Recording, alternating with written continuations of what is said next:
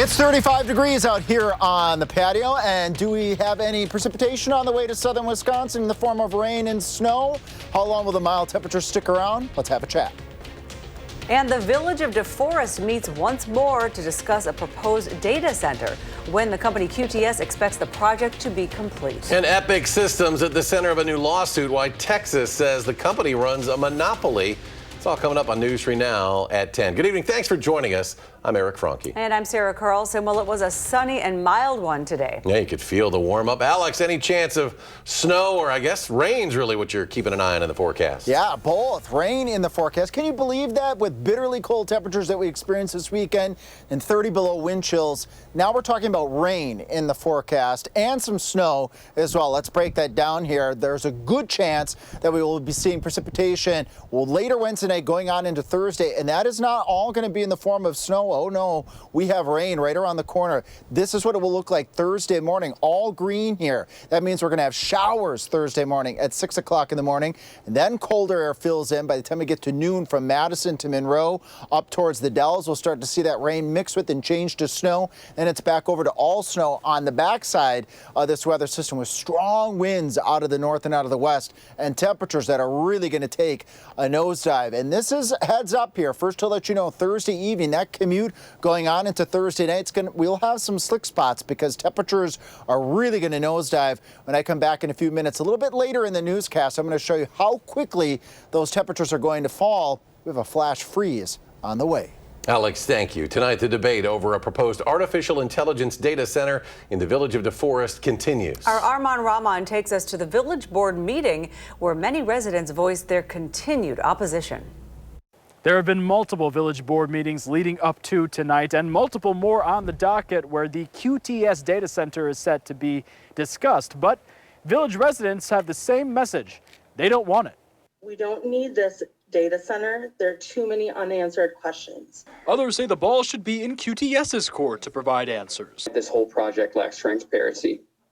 If this is a data center, then where is the data? But village officials say that's why they're taking it one step at a time. Reading a draft of an agreement Tuesday that they'd require QTS to enter with them before they allow the company to annex and purchase roughly 1,600 acres in the town of Vienna to build on. Based on what they've heard from residents, village officials say any pre-annexation agreement with QTS would have to include the following: restricting the company's construction and operations, requiring they fund public infrastructure and public safety improvements, and required guardrails for stormwater, wastewater, and general water use. Things like quality of life protections, infrastructure, how that's going to be reimbursed, or how costs associated with the project will be reimbursed, and then at the end of the day that the developer is responsible for any additional costs. It's a nice thought and it's kind of a feel good about nothing, but the problem is DeForest hasn't been able to demonstrate for us their effectiveness in dealing with these annexation agreements. Blackstone has got incredibly deep pockets. They're just going to outlawyer us. Annie Tremaine was one of several at the board meeting who shared that feeling. She worries the 3-month-long process village board members promised this to take is intentional. Generally, they count on crowd fatigue, if you will. So they tell people what they want to hear and they say, okay, you know what, I'm going to skip this meeting or I'm going to lose track of this. Reporting in DeForest, Arman Rahman, News 3 Now. Armand, thank you. The board went into closed session to discuss the pre-annexation agreement, but they say approving it would not mean any future applications are also approved. The next meeting on January 6 will focus on how much of an economic impact the data center will have. The person of interest in a Beloit homicide has been found dead in Illinois, according to the Illinois State Police. Troopers tried to pull over the suspected vehicle about 10 p.m. last Wednesday. The pursuit ended at the Great Sauk Rest Area. That's near Princeton, Illinois. There they found the driver of the vehicle dead. On the same day, Ariana Phobes was shot in Beloit. She was taken to the hospital where she later died. Police have not said what led to the shooting, but say it is an isolated incident. 1 year ago today, the Madison community was dealt the unthinkable, a shooting at Abundant Life Christian School. It was just before 11 a.m. when a gunman killed 14-year-old student Ruby Vergara, teacher Aaron West, and injured 6 more. Sammy Garduno Martinez, a survivor of the shooting, spent 6 months in a coma, and he was just released from American Family Children's Hospital in October and continues to recover at a dedicated facility facility in Chicago. Later in May, police arrested the shooter's father, Jeffrey Rupnow. According to investigators, he kept multiple guns in his home, aware of his child's mental health issues. That knowledge and what officers describe as unfettered access to guns amounted to 3 felony charges. However, Rupnow's attorneys say that the charging documents omit several critical facts and include false or misleading information. They filed to have the charges dismissed in August, and a judge has not made that decision yet. On that unthinkable day, the Pediatric Trauma Medical Center at American Family Children's Hospital was prepared and trained for the worst. Dr. Adam Brinkman is the director of the Level 1 Trauma Center there and shares his story as a leader and a father. It is harder with children. It's a lot harder after having my own children. I have a 5-year-old and a 4-year-old. Dr. Adam Brinkman has 2 critical roles to play. I have to put myself in those parents' shoes. He has to understand the gravity of a situation as a parent and then quickly remove those emotions. In order to take the best care of somebody else's children, I have to turn off the parent switch in my mind. I'm not saving lives, I'm saving lifetimes, right? The hospital team didn't know how many victims were coming last December 16th or their status until they arrived. Everybody has a job. There's a checklist we have to think about. And we rapidly look at these patients, evaluate them, identify their injuries, and then ultimately their destination. It was a first for most of the staff, but they were more than ready. For a moment, I also had a parent thought, and I thought, what school? Could I walk down there and see my own children? I had to get over that, and I had to go down there, and I had to put on my professional hat. I had to take care of our community. A pediatric surgeon since 2017, Dr. Brinkman is proud of how his team stepped up when things were moving so fast. These children, not 3 or 4 hours ago, were having breakfast, thinking they were about to go to a normal day of school. 3 patients arrived, including Sammy Garduna Martinez and River Clardy, seen here with parents as well as Madison Police and Fire. Dr. Brinkman performed the first surgery on Sammy and remained his primary surgeon. I stayed very close to his family. And when I was on service or on call and made rounds, I always made sure I talked to his parents and spent some time with them. I got to know them. I got to hear on what an incredible track athlete he was. And with a child, especially a teenager. He was discharged from the hospital after close to a year. He became an adult in the hospital. Dr. Brinkman explains their mental health long-term is especially important. I had not called my family, and when I came home, and my kids ran to me, and they knew something was different with me. Their hug lasted a little bit longer than normal. It was a really welcome part of my day. As a surgeon and father, his own mental well-being is something we asked about as well. I'll hope that I never have to deal with this again, but in reality, I know that I will, because it's not a matter of if it's going to happen, but when it's going to happen. Meanwhile, the state lawmaker who represents the ALCS district is looking at a different approach to school safety. There are 4 pieces of legislation within a package of bills. One would create pre-recorded standardized lockdown announcements. Another would require that every school safety plan includes procedures to notify students and their families in the event of an emergency. The third would create a grant program to support volunteers in our schools. And the final proposal would create grants to support school counselors looking to continue their education. These bills came out of a community listening session that took place 1 month after the ALCS shooting. You can find all of our ALCS coverage from today, plus the community's recovery online at channel3000.com through our online news app. The Texas Attorney General is suing Verona-based Epic Systems. He alleges the company runs an illegal monopoly and blocks parents from accessing their children's medical records. An Epic spokesperson called this suit, quote, flawed and misguided.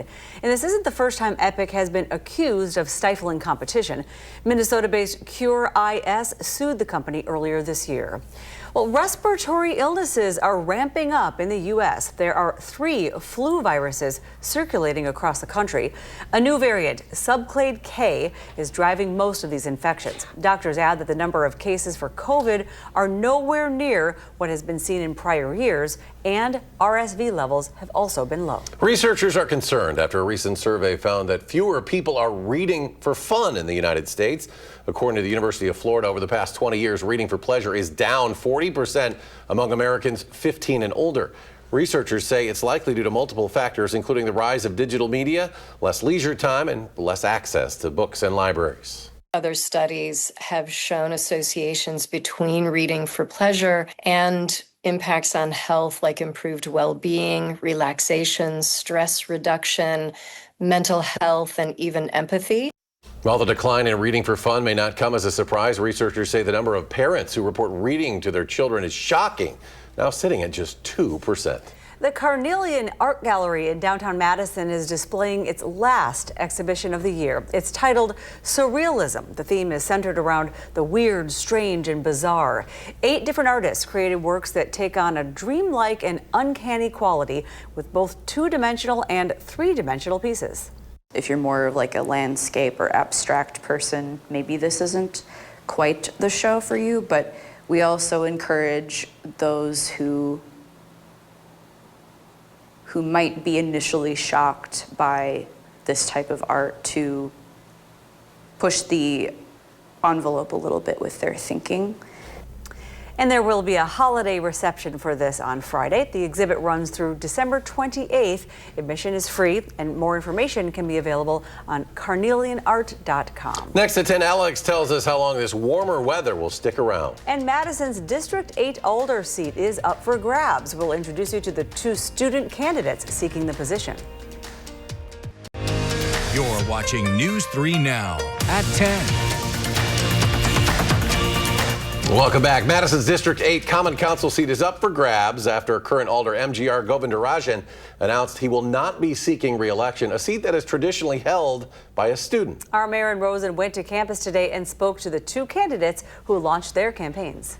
It's really important as a student, as a minority, as a woman to be a representative for those voices. I can help work to, make life better for my peers, the people who I love and who I interact with all day. The District 8 seat encompasses the entirety of UW-Madison's campus, and 2 UW-Madison sophomores are in the race to represent their peers. Ellen Zhang says her campaign is focused on expanding transit while also prioritizing mental health care, public safety, and protections for marginalized students. We are a safe place for our community members. It's about prioritizing reproductive and racial justice, mental health funding, and care instead of punishment and police intervention. Bobby Groner is concerned with addressing immigration protections while pushing for harm reduction policies and stronger city actions to support students and marginalized communities. I've seen both through inaction on things like affordability and negative action from the federal government on things like immigration.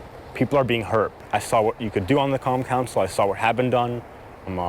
Seeing how close the Dairy Drive vote was a big thing for me. But both candidates are looking to continue the District 8 Alder's efforts to create more affordable and accessible student housing. There's an acute housing crisis in America. We have a huge homelessness crisis. We need to address this. I want to use public, affordable housing.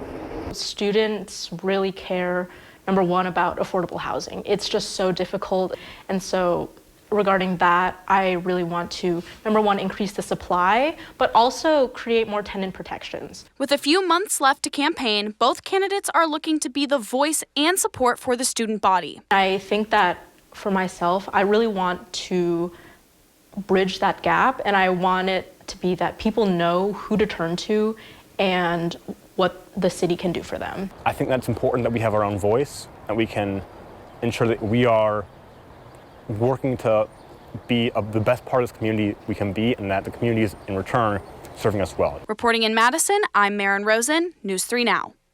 The general election for the city council is in April, but if more candidates enter the race, a primary will be held mid-February. Temperatures above freezing, and it felt pretty good out there today. It certainly did. Alex, will this warmer weather be around much longer is the big question. Yes, it will. We got a couple prices to pay here. We got a 35 on Wednesday, a 40 on Thursday. Price to pay, a quick slam down to 20 on Friday, back up to near 40 on Saturday, back down to 23 on Sunday.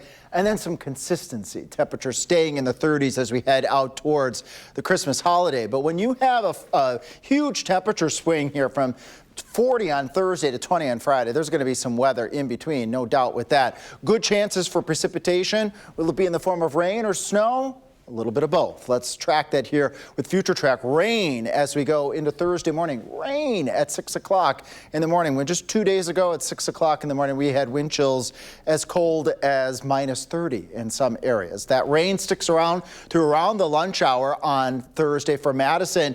Areas off towards the east. West of Madison, we mix in a little bit of snow, and that snow becomes the predominant type of weather that we're going to see as we go into Thursday afternoon and Thursday evening. Strong winds out of the north and out of the northwest, and we're really going to see the temperatures take a nosedive. But no doubt here, temperatures start off incredibly mild for Thursday morning at 6 o'clock in the lower 40s as we head towards the lunch hour. Some of our latest weather models getting us in the 42 to 44 degree range. Before then, the rug gets pulled out from underneath us. Behind that strong cold front, we're down to 35 at 5 o'clock. Then we're down to freezing here in Madison. Temperatures in the teens to lower 20s to the northwest of Richland Center, still in the lower 30s south and east of Madison, but the temperatures plunge by late evening into the single digits. So over the course of 12 hours, let's say our temperatures are going to swing 30 degrees Thursday night going on into Friday. So anything that is wet is going to freeze Thursday evening with strong winds behind that cold front, likely gusting at times between 30 and 40 miles per hour Thursday evening. Certainly you're going to want to hold on to the hats there because it's going to be a blustery and very cold Thursday night going on into the beginning of Friday. Maybe an inch, maybe an isolated pocket, just a little bit more than an inch as that rain turns over to snow Thursday evening.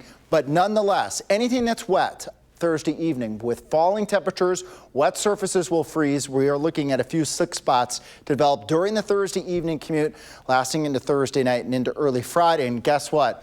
We're back to the temperatures in the -10 to -15 degree range for the wind chill Friday morning with actual air temperatures in the single digits. Have that cold day on Friday, and then after that cold day on Friday, a warm day Saturday, cold day on Sunday. As we head out towards Christmas, our temperatures staying consistently in the lower 30s and going even further out into the end of December. Warmer than normal conditions expected for much of the country. Been talking about this for a number of days now. Will we still have a little bit of snow on Christmas? Probably a little bit, but probably will also be some patches of grass out there too. Not that iconic Christmas look, but a little bit of snow, I guess, will still be left. Better than nothing. Better than nothing. Thank you, Alex. Well, in news now, charges have been filed officially for the son of legendary filmmaker Rob Reiner and his wife, Michelle. The couple found dead in their home over the weekend. Nick Reiner is facing 2 first-degree murder charges. They carry a maximum sentence of life in prison without possibility of parole or the death penalty.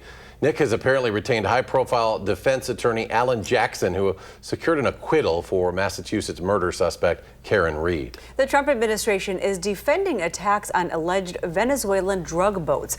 The military has carried out more than 24 attacks, including recent strikes on 3 boats in the Pacific that killed 8 people. President Trump has threatened more U.S. military action in Venezuela, saying strikes on land targets will begin soon. The U.S. November jobs report just released. It shows a mixed picture. Employers added 64,000 jobs. That's down from September, but still beats expectations. Meanwhile, a partial look at October, which was delayed by the government shutdown, shows a loss of 105,000 jobs, much of that caused by federal workers who accepted buyouts. It's time for a look at sports. The Badger volleyball team. Yeah, definitely. They're headed to the Final Four. What the mindset they have next on News 3 Now.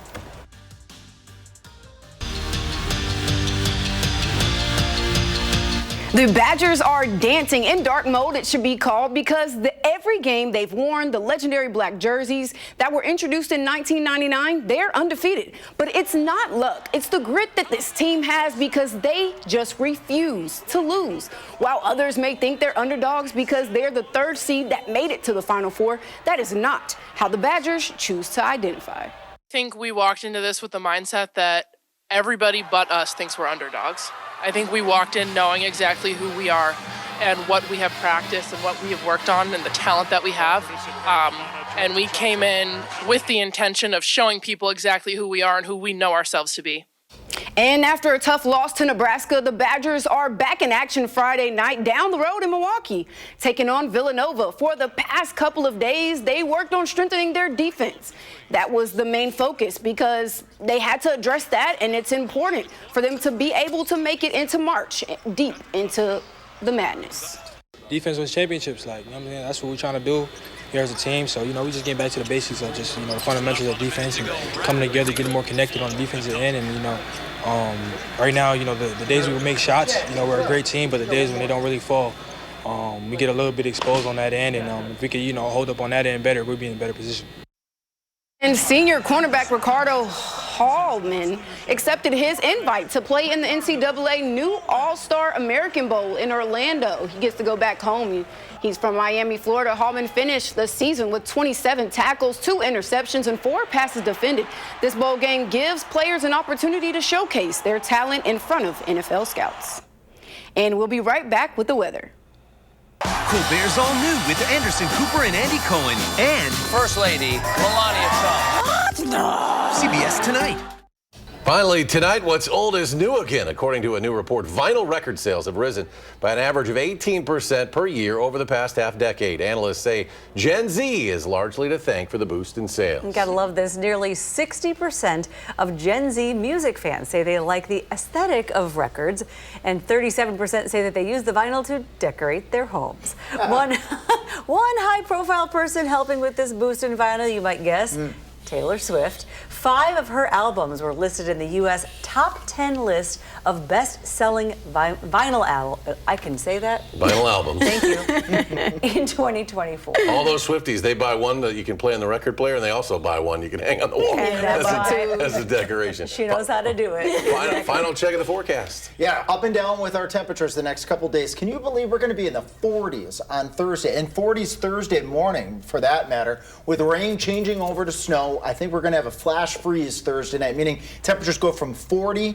and drop 30 degrees over just the course of a couple of hours. Anything that's wet is going to freeze quickly Thursday evening, so plan ahead now. If you have any travel Thursday evening, there probably will be a few slick spots on area roads, especially untreated roads. Cold Friday, warm Saturday, cold Sunday, and then that consistency is there next week that our temperatures are going to stay in the low to mid 30s as we head out towards Christmas. All right, looks good. Thank you, Alex, and thanks for watching, everyone. The Late Show with Stephen Colbert is up next. And our next newscast tomorrow morning, starting at 4:30. You can always find us streaming 24/7 at Channel 3000+. Have a great night.